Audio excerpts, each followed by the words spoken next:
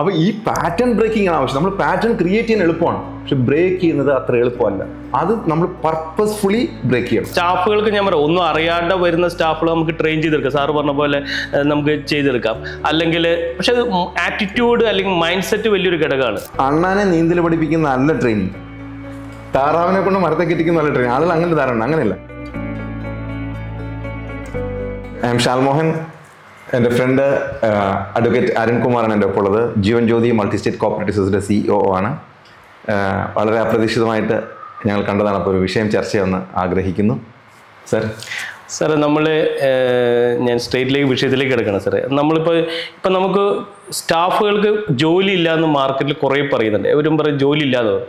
പക്ഷെ എന്നാൽ നല്ല സ്റ്റാഫുകൾ നമുക്ക് കിട്ടാനും ഇല്ല, എന്ന് കിട്ടുന്ന സ്റ്റാഫുകൾ നമ്മളെ കൂടെ അങ്ങ് നിൽക്കാറുമില്ല. സാറിൻ്റെ അഭിപ്രായം ഒന്ന് പറയാമോ? കുഴഞ്ഞ ചോദ്യമാണ്. പൊതുവെ ആളുകൾക്ക് സെയിൽസ് എന്ന് വെച്ചാൽ എന്തോ ഒരു അതിൻ്റെ ഡിഗ്നിറ്റിയെക്കുറിച്ച് അറിയത്തില്ല. ഇപ്പോൾ ഒരാളൊരു ഡോക്ടറാണെന്ന് വിചാരിക്കുക. ആവണമെങ്കിൽ അയാൾ മിനിമം ഒരു 7 വർഷം 8 വർഷം പഠിച്ചെങ്കിലേ അയാൾക്ക് ഡോക്ടറാകാൻ പറ്റും. അയാൾ അതിനുവേണ്ടി മുടക്കുന്ന പൈസ വളരെ ഹ്യൂജാണ്. നമുക്ക് ഇമാജിൻ ചെയ്യാൻ പറ്റത്രയും പൈസ മുടക്കും. അതിനേക്കാൾ അയാൾ അനുഭവിക്കുന്ന സ്ട്രെസ്സ്, ഈ പഠനകാലത്ത് അനുഭവിക്കുന്ന സ്ട്രെസ്സ്, അത് കഴിഞ്ഞ് വന്ന ഉടനെ എല്ലാ രോഗികളും അങ്ങനത്തേക്ക് എത്താൻ സാധ്യത കുറവാണ്. നമ്മളെല്ലാവരും നോക്കുന്നത് എത്ര എക്സ്പീരിയൻസ് ഉണ്ടെന്ന് നോക്കുക, അല്ലേ? അപ്പോൾ അദ്ദേഹത്തിന് എക്സ്പീരിയൻസ് ആയതുകൊണ്ട് വീണ്ടും ഒരു 5 വർഷം മിനിമം പോകും നമുക്ക് വിചാരിക്കാം. ഇതേപോലെ എഞ്ചിനീയർ, അയാൾ ഒന്ന് പച്ച പിടിച്ച് വരണമെങ്കിൽ ഒരു 8-10 വർഷം എടുക്കും. സാർ അഡ്വക്കേറ്റ് ആണല്ലോ, സാർ ആ ഫീൽഡ് വിട്ടിട്ട് വരാനുള്ള കാരണം ഒരു പക്ഷേ ഇതായിരിക്കും. നിങ്ങളൊരു നല്ല അഡ്വക്കേറ്റ് ആണെങ്കിൽ കുറേ നാളത്തെ പ്രാക്ടീസ് വേണം, വേറെ സീനിയേഴ്സിൻ്റെ ഒപ്പം കുറേ വർക്ക് ചെയ്യേണ്ടി വരും. ഇൻഡിപെൻഡൻ്റ് നമുക്കൊരു ഐഡൻറ്റിറ്റി ക്രിയേറ്റ് ചെയ്യണമെങ്കിൽ കുറച്ച് ബുദ്ധിമുട്ടാണ്. അപ്പോൾ നിങ്ങളുടെ എഡ്യൂക്കേഷൻ അവിടെ നിർബന്ധമാണ്. നിങ്ങൾ ഇന്ന ജോലി ചെയ്യണമെങ്കിൽ അതിന് തക്കതായ എഡ്യൂക്കേഷൻ വേണം. പക്ഷേ സെയിൽസിന് ഗുണം എന്താണെന്ന് ചോദിച്ചിട്ടുണ്ടെങ്കിൽ അവിടെ നിങ്ങൾക്ക് പ്രായമുണ്ട് കേട്ടോ. ഡോക്ടർ ആയിരിക്കുമ്പോഴും എഞ്ചിനീയർ ആയിരിക്കുമ്പോഴും അഡ്വക്കേറ്റ് ആയിരിക്കുമ്പോഴൊക്കെ പ്രായം ഒരു ഘടകമാണ്. പക്ഷെ ഞാൻ മനസ്സിലാക്കിയത് സെയിൽസിൽ പ്രായം ഒരു ഘടകമേ അല്ല, അയാളുടെ വിദ്യാഭ്യാസം ഒരു ഘടകമേ അല്ല, അയാളുടെ നിറം ഒരു ഘടകമേ അല്ല, അയാളുടെ സൗന്ദര്യം ഒരു ഘടകമേ അല്ല. ആകെ ഒരു ഘടകമേ ഉള്ളൂ, പെർഫോമൻസാണ്. എത്ര മനോഹരമായി പെർഫോം ചെയ്യുന്നുണ്ടോ അയാൾക്ക് ഇൻകവും വർദ്ധിപ്പിക്കാം. ഞാൻ നേരത്തെ പറഞ്ഞ എല്ലാ കാറ്റഗറി അതൊന്നും മോശമെന്ന് ഞാൻ ഒരിക്കലും പറയുന്നില്ല. എല്ലാം ഹൈലി പ്രൊഫഷണൽസാണ് ഉണ്ടാവുക. പക്ഷേ അവർക്കുണ്ടാകുന്ന വരുമാനത്തിന് നിശ്ചിതത്വമുണ്ട്. ഒരു സ്ഥാപനത്തിൽ വർക്ക് ചെയ്യുമ്പോൾ നിനക്ക് ഇത്ര രൂപ സാലറി.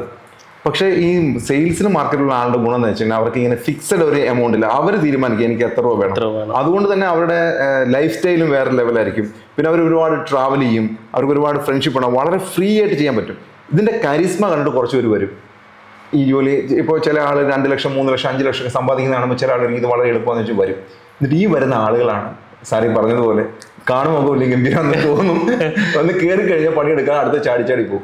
ഞാൻ ഇന്നലെ വേറൊരു വിഷയം സംസാരിച്ച് പറയായിരുന്നു. നമ്മൾ ഈ കാറ്റഗറിയെ തിരഞ്ഞെടുക്കുമ്പോൾ നമ്മൾ 4 തരം കാറ്റഗറി ഉണ്ട്. ഒന്ന് ക്യാൻ ഡു വിൽ ഡു. എനിക്കറിയാവുന്നത് Arun sir can do will ഡുക്കാരാണ്. നിങ്ങൾക്ക് അറിയാം, നിങ്ങൾ ചെയ്യും അല്ലേ? എന്നാൽ ചില ആളുണ്ട് can do will not do. അവർ ചെയ്യത്തില്ല. അവർക്ക് ഈ കാര്യമൊക്കെ അറിയാം. നമ്മൾ ഈ കഴിവ് കണ്ടിട്ട് ചില ആളുകൾ എടുത്തിട്ട് ഇവൻ പണിയെടുക്കില്ല, നമുക്ക് ആകെ വിഷമമായി. എന്നിട്ട് നമ്മൾ അവരോട് തന്നെ പറയും, നിനക്ക് എന്തോരം കഴിവുണ്ടാ, നീ എന്താ പണിയെടുക്കാത്തതെന്ന് ചോദിക്കില്ലേ? അവർ ആ കാറ്റഗറിയാണ്. അടുത്തൊരു കാറ്റഗറി ഉണ്ട് കനോട്ട് ഡു, ചെയ്യാൻ അറിയത്തില്ല. വിൽ ഡു, ചെയ്യാൻ റെഡിയാണ്. സെയിൽസിൽ ഏറ്റവും പറ്റിയ കക്ഷികൾ അവരാണ്. അവരെ നമ്മൾ എന്ത് ചെയ്താൽ ട്രെയിൻ ചെയ്ത് കൊടുത്താൽ നമ്മുടെ കൂടെ കുറച്ച് കൊണ്ടു കാണുന്നത് അവൻ കാര്യം എളുപ്പം, കാരണം വിൽ ഡു ആണ്. അടുത്തൊരു കാറ്റഗറി ഉണ്ട് cannot do will not do, ചെയ്യാനും അറിയത്തില്ല, ചെയ്യില്ല.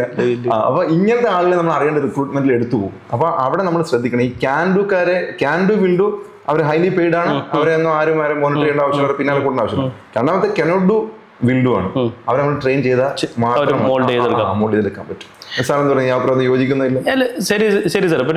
പിന്നെ ഞാൻ കാണുന്ന വെച്ച് കഴിഞ്ഞാൽ ഇപ്പം ഏത് വർക്ക് ആണെങ്കിലും അത് എൻജോയ് ചെയ്ത് വർക്ക് ചെയ്യുകയാണെങ്കിൽ കുറച്ചും കൂടി നമുക്ക് ഇത് ഒരു വർക്കിന് മാത്രം വരുന്ന ആൾക്കാരെ കാണുമ്പോഴാണ് പലപ്പോഴും 9:30 5:30 അത് കഴിഞ്ഞ് കഴിഞ്ഞാൽ അത് അടച്ചിടുക, അത് കഴിഞ്ഞാൽ അടുത്തുള്ള പലപ്പോഴും കാണുന്ന അങ്ങനത്തെ ഒരു സെക്ടർ മാറിയിട്ട് അത് വർക്ക് എന്താണെന്ന് പഠിക്കുക. എൻ്റെ ഒരു കൺസെപ്റ്റ് വർക്ക് എന്താണെന്ന് പഠിച്ച് അത് എൻജോയ് ചെയ്ത് വർക്ക് ചെയ്യുക. അപ്പോൾ ഇതൊരു ജോലി എന്നുള്ളത് ഒരു ജീവിതത്തിൻ്റെ ഭാഗമായിട്ട് മാറും. ജോലി വേറെ വീട് വേറെ എന്നുള്ള സ്വന്തം മാറിയിട്ട് ഒരു എൻജോയ് ചെയ്ത് വർക്ക് ചെയ്ത് കഴിഞ്ഞാൽ ഫുൾ ടൈം ഹാപ്പി ആയിട്ട് എല്ലാം കൂടി അങ്ങോട്ട് മുന്നോട്ട് കൊണ്ടുപോകാൻ പറ്റുമെന്നാണ് തോന്നുന്നത്. ഡെഫിനറ്റ്ലി. എന്താ അറിയോ, അതിന് ഞാൻ പറഞ്ഞ എക്സ്ട്രാ മൈലില്ല. അപ്പോൾ ഈ എക്സ്ട്രാ ഇടുന്ന ആളുകൾ അവർ എക്സ്ട്രാ ഓർഡിനറി ആവും. നമ്മൾ ആദ്യം പറഞ്ഞ കാറ്റഗറി സാറി പറഞ്ഞതുപോലെ സമയത്ത് വരുന്നു, എന്നിട്ട് അവർ എന്ത് വരും, സമയത്ത് പോകാൻ തിടുക്കമാണ്. 5 മിനിറ്റ് ലേറ്റായി ഓഫീസിൽ വരും, 5 മിനിറ്റ് നേരത്തെ ഓഫീസിൽ ഇറങ്ങും. അതിന് പറയുന്ന റീസൺ ഇങ്ങോട്ട് നമ്മൾ ട്രെയിൻ ലേറ്റായി, അങ്ങോട്ട് നേരത്തെ ട്രെയിൻ വരും എന്ന് പറഞ്ഞു പോകും. പിന്നെ ഈ വർക്കിൻ്റെ ഇടയിൽ 4 പ്രാവശ്യം കാപ്പി കുടിക്കാൻ പോകും, 7 പ്രാവശ്യം വാഷ്റൂമിൽ പോകും. ഇവർ ഓർഡിനറി ആയിട്ടുള്ള ആളുകളാണ്. എക്സ്ട്രാ ഓർഡിനറി എന്താ, അയാൾ 10 മിനിറ്റ് നേരത്തെ വരും, മാക്സിമം അയാളുടെ ഔട്ട്പുട്ട് പുറത്തെടുക്കും. അരമണിക്കൂർ ലേറ്റായേ പോകത്തുള്ളൂ. വേറെ ആളുടെ ടേബിൾ കാലിയായി കിടക്കുന്നു, അവിടെ എന്തെങ്കിലും ബാക്കിയുണ്ടെങ്കിൽ അയാൾ ആ പണി ചെയ്യും. അല്ല എൻ്റെ ജോലി ഇത് മാത്രമാണ്, ഞാൻ ഇത് മാത്രമേ ചെയ്യുള്ളൂ, അങ്ങനെയില്ല. അവർ എക്സ്ട്രാ ഓർഡിനറി ആളുകളാണ്, അവർക്ക് എക്സ്ട്രാ ഇൻകം കിട്ടും, അവരെ എക്സ്ട്രാ ആയിട്ട് ആൾ ശ്രദ്ധിച്ചു തുടങ്ങും. അപ്പോൾ നമ്മൾ ഈ ഓർഡിനറിയിൽ നിന്ന് എക്സ്ട്രാ ഓർഡിനറിക്ക് ആളെ എത്തിക്കാൻ വേണ്ടിയിട്ടുള്ള ഒരു ശ്രമം എല്ലായിടത്തും ഉണ്ടായാൽ ഗംഭീരമായിരിക്കും എനിക്ക് തോന്നുന്നു. ഇതുപോലെ ശരിയല്ലേ സാറേ? ശരിയാണ്. കാരണം വെച്ചാൽ നമുക്ക് അങ്ങനെ സ്റ്റാഫുകൾക്ക് ഞാൻ പറയാം, ഒന്നും അറിയാതെ വരുന്ന സ്റ്റാഫുകൾ നമുക്ക് ട്രെയിൻ ചെയ്തെടുക്കാം, സാറ് പറഞ്ഞ പോലെ നമുക്ക് ചെയ്തെടുക്കാം. അല്ലെങ്കിൽ പക്ഷെ ആറ്റിറ്റ്യൂഡ് അല്ലെങ്കിൽ മൈൻഡ് സെറ്റ് വലിയൊരു ഘടകമാണ്. അവന് മുമ്പുള്ള കമ്പനികളിൽ നിന്ന് വന്നിട്ടുള്ള ഒരു മൈൻഡ് സെറ്റും എല്ലാം കൂടിയിട്ട് നമുക്കതൊരു ട്രെയിനിങ് വലിയൊരു ഘടകമാണ് നമ്മളുടെ. ട്രെയിനിങ് ഗംഭീര സാധനമാണ്. എന്ന് വെച്ചാൽ ഞാൻ എപ്പോഴും പറയാറുള്ള ഒരു കാര്യം, ട്രെയിനിങ്ങിൻ്റെ അണ്ണാനെ നീന്തൽ പഠിപ്പിക്കുന്ന നല്ല ട്രെയിനിങ്, താറാവിനെ കൊണ്ട് മരത്തെ കെട്ടിക്കുന്ന നല്ല ട്രെയിനിങ്. ആളുകൾ അങ്ങനെ ധാരണ, അങ്ങനെയല്ല. ട്രെയിനിങ്ങിൻ്റെ ഒരു കരുത്തെന്ന് വെച്ചാൽ ഇപ്പം നമുക്കറിയാം, ആന എത്ര കാലിൽ നടക്കുക? 4 കാലാണ്. 2 കാലിൽ നടക്കുന്നത് കണ്ടിട്ടുണ്ടോ? അപൂർവ സർക്കസുകളിലല്ലാണ്ട് സർക്കസിലാണ് അവിടെ ട്രെയിൻ ചെയ്തിരിക്കുന്നത്. അപ്പൊ ട്രെയിൻ ചെയ്താൽ 4 കാലിൽ നടക്കുന്ന 2 കാല് വേണേലും നടക്കും. പക്ഷെ അതിന്റെ സ്വഭാവം മാറുന്നില്ല, സ്വഭാവം 4 തരണം. പക്ഷെ ആവശ്യമുള്ളപ്പോൾ അതിനെ നമുക്ക് ഉപയോഗിക്കാൻ പറ്റും. ഇതാണ് ട്രെയിനിങ്ങിന്റെ ഒരു കരുത്ത്. അപ്പൊ ട്രെയിനിങ് കൊടുത്തിട്ടുണ്ടെങ്കിൽ ഞാൻ നേരത്തെ പറഞ്ഞില്ല, എക്സ്ട്രാ എന്തെങ്കിലും ചെയ്യണമെന്ന് ആഗ്രഹമുള്ള ആളുകൾക്ക് മാത്രമാണ് ഈ ട്രെയിനിങ് കൊണ്ട് ഗുണമുള്ളൂ. ചില ആളുകൾ എത്ര ട്രെയിനിങ് വന്നിട്ട് മറ്റേ വാഴപ്പിണ്ടി കേട്ടിട്ടില്ല സാറേ? വാഴപ്പിണ്ടി പോലെ ഒരു കാലത്ത് തീ പിടിക്കത്തില്ല. ചില ആൾ പച്ചപ്പറവ് പോലെ, ചില ചൂടൊക്കെ കിട്ടിക്കഴിഞ്ഞാൽ കത്തി പോകും. ചിലർ കർപ്പൂരം പോലെ കേട്ടാൽ അപ്പം കത്തും. അപ്പൊ നമ്മൾ ഈ കാറ്റഗറി ഒക്കെ ഈ വാഴപ്പിണ്ടികൾ എന്ന് പറയുന്നത്, അത് സത്യത്തിൽ പറഞ്ഞ പണ്ടാരുടെ പോലെ വാഴ എന്ന് പറയുന്ന പോലെയാണ്, അവരൊരിക്കലും കത്തൂല. അങ്ങനത്തെ കുറെ ആളുകൾ എല്ലാ സ്ഥാപനത്തിനും കുറച്ചുകൂടെ അവിടെയൊക്കെ അരികിൽ മുന്നിലേക്ക് ഉണ്ടാവും, അവരും വേണം നമുക്ക്. പിന്നെ വേറെ ഞാൻ കാണുന്നത് വെച്ച് കഴിഞ്ഞാൽ പല കമ്പനികൾ ഇൻഡക്ഷൻ ട്രെയിനിങ് ഉണ്ടാവും. കമ്പനി എന്താണെന്ന് പഠിക്കും, പ്രൊഡക്റ്റ് എന്നാണ്, പിന്നെ ഒന്നും ഉണ്ടാവില്ല.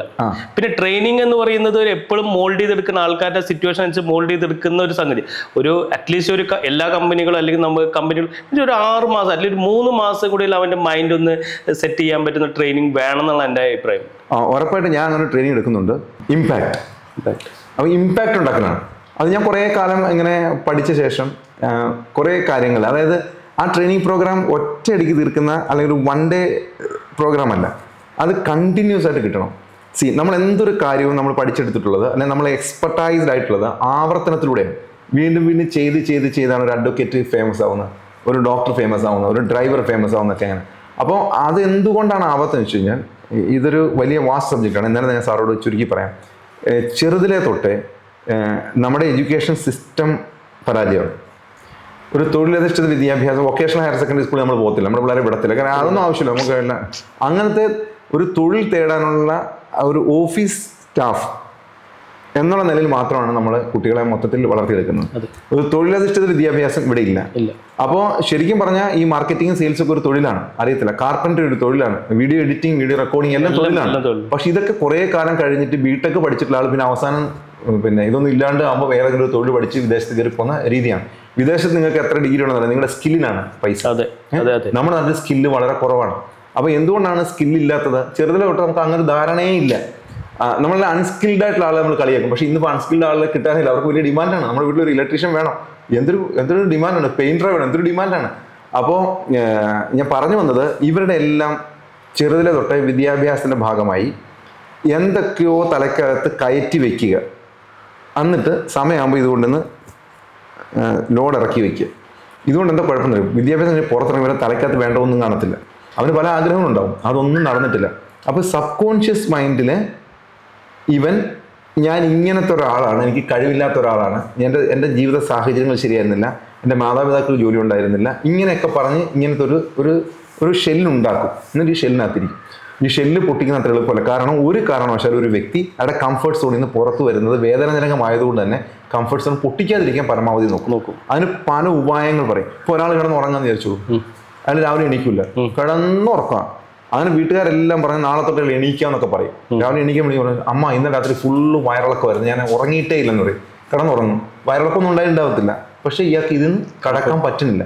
അപ്പോൾ ഇതുപോലെ നമ്മൾ എന്തെന്ന് വെച്ചാൽ ഇവരുടെ സബ് കോൺഷ്യസ് മൈൻഡിൽ കടന്നു കയറാനും ഇവരുടെ ബ്രെയിനിൻ്റെ സിസ്റ്റത്തിന്, ബ്രെയിൻ ഒരു സിസ്റ്റം ഉണ്ടാക്കി, സിനോപ്സിസ് എന്നൊക്കെ പറയുന്ന സാർക്ക് അറിയായിരിക്കും. അപ്പോൾ ഈ സംവിധാനത്തിനെ മൊത്തം ഒന്ന് നമ്മൾ റീഓറിയൻറ്റ് ചെയ്യണം, അതിനെ ആദ്യം റീസ്ട്രക്ചർ ചെയ്യണം. അപ്പോൾ പഴയ പഠിച്ചിരുന്ന പല കാര്യങ്ങളും പൊളിക്കേണ്ടി വരും. ഇതൊരു 10% ആൾക്ക് ഇതിന് താല്പര്യമുള്ളൂ. ആ 10% ആളിൽ മതി സാർ. ആ 10% ആളിൽ 80% റിസൾട്ട് കൊണ്ട് തരും. അപ്പോൾ ഇവരുടെ സബ് കോൺഷ്യസ് മൈൻഡിന്റെ സെറ്റപ്പ്, ബ്രെയിനിന്റെ സെറ്റപ്പ്, ബ്രെയിൻ ഉണ്ടാക്കി വെച്ചേക്കുന്ന ചില കെമിസ്ട്രികളുണ്ട്, അതിനെല്ലാം നമുക്ക് പൊളിക്കണം. അപ്പോൾ ട്രെയിനിങ് കൊണ്ട് അത് പറ്റും. അതിനുള്ള ആക്ടിവിറ്റീസ് ഉണ്ട്, പലതരത്തിലാണ്. അതിന് മെഡിറ്റേഷൻ ഒരു വലിയ ഉപായമാണ്. അവരെ സ്ലീപ്പ് നമ്മൾ ശ്രദ്ധിക്കണം, അവരെ കൊണ്ട് എക്സസൈസ് ചെയ്യിക്കണം, അവരെ കൊണ്ട് മെന്റലി അവർക്ക് ബുദ്ധിമുട്ടുള്ള കാര്യങ്ങൾ ചെയ്യിക്കണം. ഒരു ഉദാഹരണത്തിന് സാറ് എല്ലാ ദിവസവും പല്ല് തേക്കുന്ന ആളാണെങ്കിൽ റൈറ്റ് ഹാൻഡോട് പല്ല് തേക്കുന്നത് ഈസി തന്നെ ചെയ്യും. അതിനൊരു ശ്രദ്ധിച്ചാൽ മതി. ഒരു പാറ്റേൺ ഉണ്ട്. ചില ആളുകൾ ബ്രഷ് എടുത്തിട്ട് ഇങ്ങോട്ടായിരിക്കും വയ്ക്കുക, ചില ആൾ ഇങ്ങോട്ടായിരിക്കും, ചില വാ തുറന്നായിരിക്കും. എന്തോ ഒരു പാറ്റേൺ അവർക്കുണ്ട്. ഷേവ് ചെയ്യുമ്പോൾ അങ്ങനെ ഒരു പാറ്റേൺ ആയിരിക്കും അവർ ഷേവ് ചെയ്യുക. കുളിക്കുമ്പോൾ വെള്ളം ഒഴിക്കുന്ന ഒരു പാറ്റേൺ ഉണ്ടാവും, അത് മാറത്തില്ല അവർക്ക്. ചായ ഒഴിക്കുന്ന പാറ്റേൺ ഉണ്ടാവും. അപ്പോൾ ഈ പാറ്റേൺ ബ്രേക്ക് ചെയ്യാൻ പറ്റണം. അപ്പോൾ ഞാൻ ആളോട് പറയും, നിങ്ങൾ ഇടത് വെച്ച് ബ്രഷ് ചെയ്യും. അപ്പോൾ ഇത് ബ്രഷ് ചെയ്യുമ്പോഴേ പറ്റണില്ല, എന്നാളുകളെ എനിക്ക് ഒപ്പിച്ചിട്ട്. പക്ഷെ ഇതൊക്കെ ചെയ്താലും അയാൾക്ക് അവസാനം പല്ല് വൃത്തിയായില്ലയോ എന്നൊരു തോന്നൽ. അപ്പോൾ ഞാൻ ഒരിക്കൽ ഒരാളോട് പറഞ്ഞു, നാളെ നിങ്ങൾ കുളിച്ചു കഴിഞ്ഞ് പല്ല് തേച്ചാൽ മതി. നമ്മൾ നേരെ തിരിച്ചാണ് പല്ല് തേച്ചു പിന്നെ അവസാനം വിളിക്കാം. അപ്പോൾ ഞാൻ പറഞ്ഞു, നിങ്ങൾ കുളിച്ചു കഴിഞ്ഞ് പല്ല് തേക്കാവും. അപ്പോൾ എന്നൊക്കെ പറഞ്ഞു. പിറ്റേ ദിവസം ക്ലാസ് ചെയ്യുമ്പോൾ ഞാൻ ചോദിച്ചു, ഞാൻ ചെയ്ത ഹോംവർക്ക് ചെയ്തോ, ആരെങ്കിലും ചെയ്തോ? അപ്പോൾ എല്ലാവരും മുഖമൊക്കെ ചുളിച്ചിട്ട് സോറി സാർ. അപ്പം ഞാൻ പറഞ്ഞു, ഞാനിത് പറഞ്ഞിട്ടൊരു കാര്യമില്ലല്ലോ. ഒരുത്തൻ കൈ പൊക്കി, സാർ ഞാൻ ചെയ്തു. ഞാൻ എന്ത് ചെയ്തു? സാർ പറഞ്ഞ പോലെ കുളിച്ച് കഴിഞ്ഞിട്ടാണ് ഞാൻ പല്ല് തേച്ചത്. ഞാൻ ക്ലാപ്പ് ചെയ്യാൻ പറഞ്ഞു. അപ്പോൾ എല്ലാവരും കൈ അടിച്ചു. അവൻ പറയണേ, കൈ അടിക്കാൻ പറയട്ടെ. ഞാൻ അത് കഴിഞ്ഞ് ഒന്നുകൂടെ കുളിച്ചത്. പാറ്റേൺ ബ്രേക്ക് ചെയ്യാൻ പറ്റുന്നില്ല. പല്ല് തേച്ച പുള്ളിക്ക് കുളിക്കണം. അപ്പോൾ ഈ പാറ്റേൺ ബ്രേക്കിംഗ് ആണ് ആവശ്യം. നമ്മൾ പാറ്റേൺ ക്രിയേറ്റ് ചെയ്യാൻ എളുപ്പമാണ്, പക്ഷെ ബ്രേക്ക് ചെയ്യുന്നത് അത്ര എളുപ്പമല്ല. അത് നമ്മൾ പർപ്പസ്ഫുള്ളി ബ്രേക്ക് ചെയ്യണം. അപ്പോൾ നമുക്ക് ട്രെയിനിങ് കൊടുത്തിട്ടുണ്ടെങ്കിൽ ഈ പറയപ്പെടുന്ന സ്റ്റാഫിന്റെ എല്ലാം ഈ പാറ്റേൺ ഉണ്ട്. ഇപ്പൊ സാറ് നേരത്തെ പറഞ്ഞ വേറെ സ്ഥാപനത്തിൽ അവിടെ ഒരു പാറ്റേൺ ഉണ്ട്. അവൻ ആ പാറ്റേൺ കൊണ്ട് ഇവിടെ വരുന്നത്. ഇവിടെ വേറെ സാധനമാണ്. ഈ പിന്നെ സദ്യ വിളമ്പുന്ന പോലെ അല്ല ബിരിയാണി വിളമ്പുന്നത്. ബിരിയാണി വിളമ്പുന്നത് വേറെയാണ്. ശരിയല്ലേ? Okay sir. പിന്നെ വേറൊരു ഘടകം ഞാൻ കണ്ടുവെച്ചാല് നമ്മളെ ലീഡേഴ്സിന്റെ കുറെ എന്താ പറയാ, അതിന്റെ ക്വാളിറ്റി ഇല്ലായ്മ നമുക്ക് പലപ്പോഴും നമ്മളെ സ്ഥാപനത്തിന് പലപ്പോഴും ബുദ്ധിമുട്ടിക്കാറുണ്ട്. നമ്മളെ സ്റ്റാഫുകൾ നന്നായിരിക്കും, സ്റ്റാഫുകൾ വില്ലിങ്, നമ്മൾ നേരത്തെ പറഞ്ഞ ഘടകങ്ങളിലൊക്കെ ഉണ്ടാവും. സ്റ്റാഫുകൾ വില്ലിങ്ങിനായിരിക്കും, സ്റ്റാഫുകളുടെ ആറ്റിറ്റ്യൂഡ്. പക്ഷെ ലീഡേഴ്സിന്റെ ഒരു കൃത്യമായിട്ടുള്ള ഒരു കഴിവില്ലായ്മയോ അല്ലെങ്കിൽ ആറ്റിറ്റ്യൂഡ് പ്രോബ്ലം പലപ്പോഴും ഒരു ബുദ്ധിമുട്ടുണ്ടാവില്ലേ സ്ഥാപനം സംബന്ധിച്ചോളം? ഡെഫിനറ്റ്ലി 100%. അതായത് ഒരു ട്രെയിൻ പോകുമ്പോഴേ അതിന് ഇഞ്ചിന്റെ പവറാണ് ബാക്കിയുള്ള 17-18 ബോഗിനെ വലിച്ചുകൊണ്ട് പോകുന്നത്. ശരി. അപ്പൊ ഇപ്പോഴത്തെ ട്രെയിനുകളൊക്കെ പവർ കൂടിയ, ഇപ്പൊ നമ്മൾ വന്ദേ ഭാരത് ഇല്ലേ, അതിന്റെ ഫ്രണ്ടിലത്തെ ഇഞ്ചിൻ വേറെ സ്റ്റൈലായില്ലേ. നമ്മുടെ കരി ഇഞ്ചിനൊന്നും അല്ല. അത് ആധുനിക ലോകത്ത് വരുമ്പോൾ അതിനനുസരിച്ചുള്ള കാര്യങ്ങൾ മാറ്റം വരുന്നത്. അപ്പൊ നമ്മൾ ലീഡർഷിപ്പിലിരിക്കുന്ന ആളുകൾ പൊതുവെ കരുതി വെച്ചിരിക്കുന്നത് ഈ ലീഡർഷിപ്പ് എന്ന് വെച്ചാൽ ഒരു പൊസിഷൻ ആണെന്നാണ്. ഞാൻ മനസ്സിൽ leadership is not a position, it's power, കരുത്താണ്. അപ്പൊ ലീഡർഷിപ്പ് കരുത്തുള്ളവരായിരിക്കണം. അല്ലാണ്ട് നമ്മൾ പണ്ട് എന്തൊക്കെയോ ചെയ്തു, ഞാൻ വലിയ സംഭവമാണ്, ഞാൻ ഇത്ര കാര്യങ്ങൾ ചെയ്തു, ഹൂ കേസ് ഇപ്പൊ എന്ത് ചെയ്യുന്നു? നിങ്ങളുടെ പവർ എന്താണ്? ഇപ്പൊ നമുക്ക് പ്രധാനമന്ത്രിയുടെ കാര്യം എടുക്കുക, അത് പൊളിറ്റിക്സ് അല്ല ഞാൻ പറയുന്നത്. പ്രധാനമന്ത്രിമാർ പലരും ഉണ്ടായിട്ട് എല്ലാവരും ആദരണീയരാണ്, എല്ലാവരും അവരുടെ കഴിവ് തെളിയിച്ചിട്ടുണ്ടെങ്കിലും ഇപ്പോഴത്തെ പ്രധാനമന്ത്രി നമുക്കൊരു നടപ്പിൽ, എടുപ്പിൽ, വർത്തമാനത്തിൽ, ചടുലതയിൽ, ആളോട് റെസ്പോണ്ട് ചെയ്യുന്ന കാര്യത്തിലൊക്കെ വളരെ വ്യത്യസ്തനാണ്. അപ്പോൾ ഒരു ലോകം ഇപ്പൊ ഇടയ്ക്കിടയ്ക്ക് പറയും ലോകം കണ്ട ലോകത്തെ ഏറ്റവും കൂടുതൽ ആരാധിക്കുന്ന ആളാണ് ഇന്ത്യയുടെ പ്രധാനമന്ത്രി എന്ന് പറയും. അപ്പൊ അത് എന്തുകൊണ്ടാണ് ഉണ്ടാക്കുക? അദ്ദേഹത്തിന്റെ വിദ്യാഭ്യാസത്തിന്റെ പേരിൽ വലിയ വിവാദങ്ങളുണ്ട്. അതൊക്കെ അദ്ദേഹം ഒന്നും മൈൻഡ് ചെയ്യുന്നില്ല. അദ്ദേഹത്തിന്റെ പണിയിൽ 100% ശ്രദ്ധാലുവാണ്. അദ്ദേഹം സ്വന്തം കാര്യത്തിനല്ല ചെയ്യുന്നത്. അതാണ് ഏറ്റവും വലിയ ഒരു ലീഡർഷിപ്പിനകത്ത് ഏറ്റവും വലിയ എനിക്കെന്ത് ലഭിക്കും എന്നുള്ളതല്ല, എന്നെ കൊണ്ട് മറ്റുള്ള ആൾക്ക് എന്തെല്ലാം കാര്യങ്ങളാണ് ഗുണം ചെയ്യുക. ഞാൻ വരുമ്പോൾ മറ്റുള്ളവരുടെ ജീവിത സാഹചര്യങ്ങൾ ഉയരുന്നുണ്ടോ? എൻ്റെ സാഹചര്യം ഇവിടെ ഇരിക്കട്ടെ, മറ്റുള്ളവരുടെ ജീവിത സാഹചര്യം ഉയർത്താനും മറ്റുള്ളവർ എനിക്ക് ത്രെട്ടല്ല.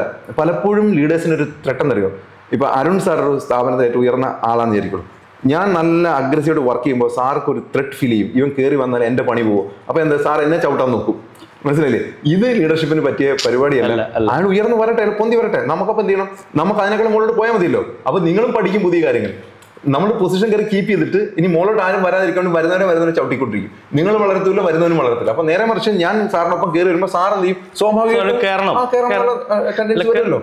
ഇതാണ് നല്ല ലീഡറുടെ ലക്ഷണം. ശരിക്കും സ്റ്റാഫ്, താഴെയുള്ള സ്റ്റാഫുകൾ വളർന്നാലേ ലീഡേഴ്സ് വളർന്ന ഒരു ബോധം ലീഡേഴ്സിന് ഉണ്ടായി കഴിഞ്ഞാൽ ഓട്ടോമാറ്റിക്കലി ഇത് വരും. കറക്റ്റ്. ഓക്കെ സാറേ, നമ്മള് അൺഎക്സ്പെക്ടഡ് ആയിട്ട് ഇതൊന്നും പ്രതീക്ഷ ഒന്നല്ല നമ്മൾ രണ്ടാളും. അപ്പോൾ ഇങ്ങനൊരു സാഹചര്യം ഉണ്ടായി നമ്മൾ സംസാരിച്ചു തുടങ്ങി. വലിയ വാസ്റ്റായിട്ട് വിഷയമായിരുന്നു. തീർച്ചയായിട്ടും. നമുക്ക് രണ്ടാൾക്ക് ഒരുപാട് കാര്യങ്ങൾ ഷെയർ ചെയ്യാനുണ്ട്. സാർ എത്രയോ 25 വർഷമായിട്ട് ഇൻഡസ്ട്രിയിലാണ്, ഞാൻ 25 വർഷമായിട്ട് ട്രെയിനിങ് ഇൻഡസ്ട്രിയിലാണ്.